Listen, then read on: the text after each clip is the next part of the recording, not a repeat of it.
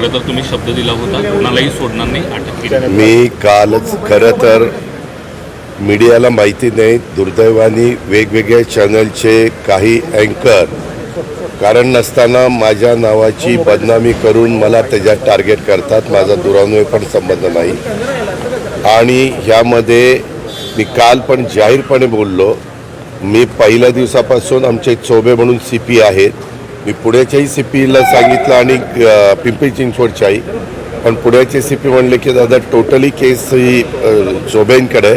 म्हणलं ह्याच्याकडे त्याच्याकडे असं करू नका, जिथं कुणाची गरज लागेल त्यांनी ताबडतोब कसलाही विचार न करता ती सगळी मदत करा. त्याच्यातले बहुतेक सगळे अटक होते, परंतु दोघं अटक नव्हते.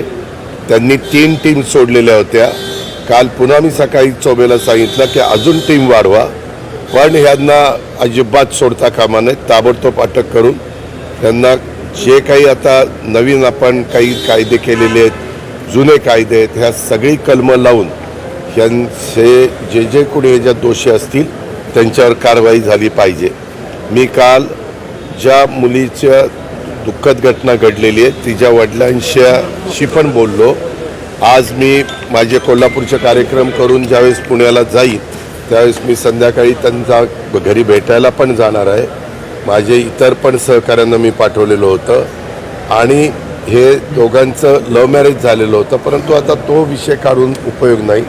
त्यांनी जरा जरी त्या मुलीनं कधी मला सांगितलं असतं किंवा दादा इथं मला असा असा त्रास होतो, तर ताबडतोब आपण पुढच्या ज्या काही ॲक्शन घ्यायच्या त्या घेतल्या असत्या.